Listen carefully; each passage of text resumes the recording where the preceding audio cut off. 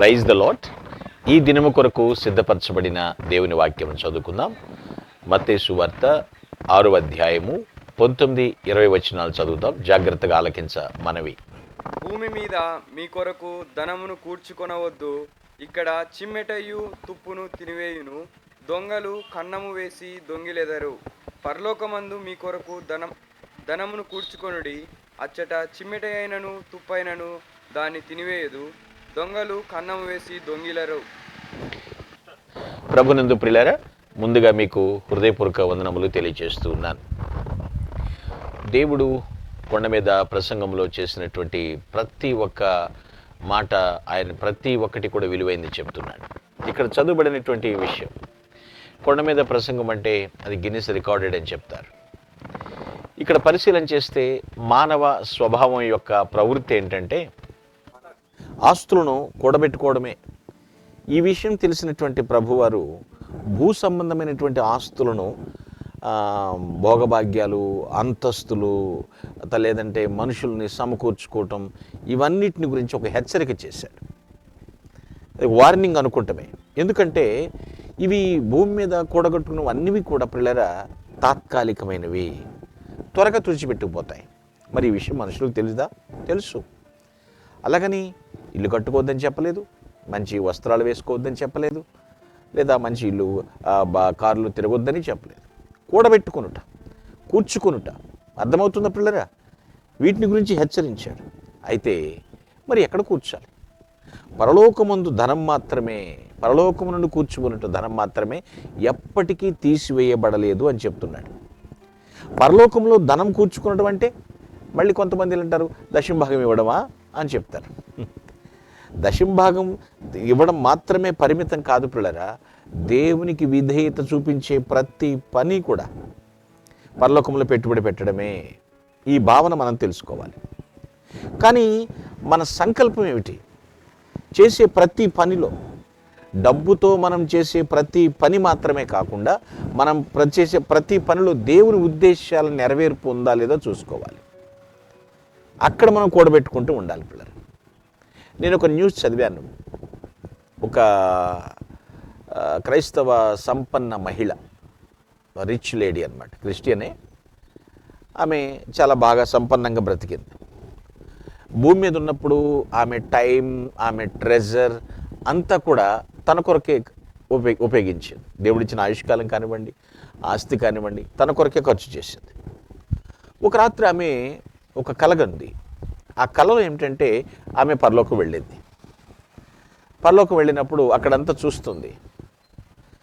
ఒక మంచి అందమైనటువంటి ఇల్లు, చాలా బాగుంది అనుకుంది. కానీ తర్వాత తెలుసుకుంటే అక్కడున్న ఏంజిల్ని, దేవదూతను అడిగితే ఆ దేవదూత ఏం చెప్పిన మాట సమాధానం ఏంటంటే, ఇది మీ గార్డెనర్కి అండి, ఇది మీ గార్డెనర్కి, ఇది మీ తోటమాలి కొరకు ఇంత అందమైనటువంటి భవనం. ఆహా, మా గార్డెనర్కి ఇంత అందమైనటువంటి భవనం అంటే నాకు ఇంకెంత గొప్పది కేటాయించబడిందో అనుకుంటూ ఉంది. అలా కొంచెం ముందుకు వెళుతున్నటువంటి తెలిసినటువంటి విషయం చూస్తే ఇంకా పెద్ద ఇల్లు కేటాయిస్తారు అనుకుంది. కానీ ఆమె ఆశ్చర్యపడేటువంటి రీతిగా ఆమెకు ఒక చిన్న కుటీరం ఇవ్వబడింది. చిన్న కుటీరం. అదేంటి నేను చాలా గొప్పది ఆశించాను అంటే ఆ దేవదూత చెప్పిన మాటలేంటో తెలుసా? అమ్మా, మీరు పరలోకమునకు పంపినటువంటి ధనంతో ఇక్కడ వారు తమ వంతు కృషి చేసి దీన్ని కట్టారమ్మా, ఇంతవరకే ఈ కుటీరం మీకే అని చెప్పారు. ఆలోచించండి, ఏం జరిగింది అక్కడ? ఈ భూమి మీద ధనము కలిగి ఉండి బాగా కూర్చుకొనుట ఏంటి పరిస్థితి? ధనము కలిగి ఉండుట తప్పు కాదండి, అది కాదు. కానీ వాటిని మనం ఎక్కడ కూర్చుకుంటున్నాము అనేటువంటిది ప్రాముఖ్యమైనటువంటి విషయం. ఈ భూమి మీదన, పరలోకంలోనా అనేటువంటి ప్రాముఖ్యమైనటువంటి విషయం. ఒక జరిగిన సంఘటన మీతో పంచుకుంటాను. న్యూయార్క్లో ఒక స్టాండర్డ్ ఆయిల్ కంపెనీ స్టార్ట్ చేశారు. స్టార్ట్ చేసినటువంటి ఆ ప్రారంభ దినాల్లో చైనాలో కూడా దాన్ని ప్రారంభించాలని అనుకుని అక్కడ బాగా పనిచేయగలిగిన వారు కావాలి. చైనా ప్రజలతో మమేకమైపోవాలి, ఆ భాష తెలిసి ఉండాలి, వారిలో ఒక నమ్మకాన్ని పుట్టించాలి.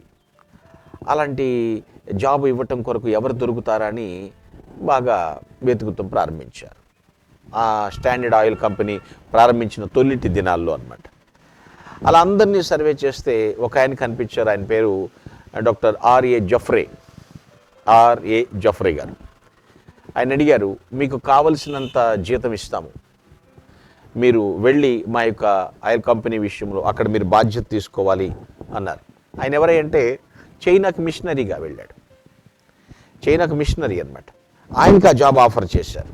ఎందుకంటే ఆయనకు అన్ని అర్హతలు ఉన్నాయి కాబట్టి ఎంతైనా మీకు ఇస్తాం, భారీ జీతంతో మీకు మంచి పదవి ఇస్తాం అని వాళ్ళకి చెప్తే ఆయన నిరాకరించాడు. రిజెక్ట్ చేశాడు అతను. ఎందుకు అంటే దేవుని కొరకు ఆత్మలు సంపాదించడమే నా దర్శనం. దేవుని కొరకు ఆత్మలు సంపాదించడం ద్వారా పరలోకంలో ధనము కూర్చుకుంటున్నాను.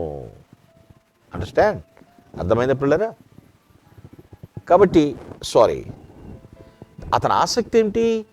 దేవుని కొరకు ఆత్మలు సంపాదించడంలో పరలోకంలో నేను ధనం కూర్చుకుంటున్నాను. గ్రహించండి, ఏది తాత్కాలికమైనది, ఏది శాశ్వతమైనది. మళ్ళా చెప్తున్నాను పిల్లరా, ధనము కలిగి ఉండుట తప్పు కాదు, అది సమకూర్చుట భూమిపైన పరలోకం పైన నిర్ణయించుకోమని ప్రభు మనకి నిర్ణయాన్ని వదిలేశాడు. కాబట్టి శాశ్వతమైనటువంటి ఆశీర్వాదం కోసం సమస్తమును సమకూర్చుకుందుము గాక. ఆమెన్. ప్లీజ్ అలా close your eyes. I will pray for you. O Lord, ప్రభువానికి స్తోత్రాలు. సమకూర్చుకునేటువంటి విషయంలో ఎక్కడ ఏమిటి మాకు వచ్చేటువంటి ప్రతిఫలం ఏమిటని మీరు మాతో మాట్లాడారు. పరలోకంలో ధనము కూర్చుకున్నట ప్రాముఖ్యమైందని మీరు మాకు హితబోధ చేసినందుకు కృతజ్ఞతలు నాయన.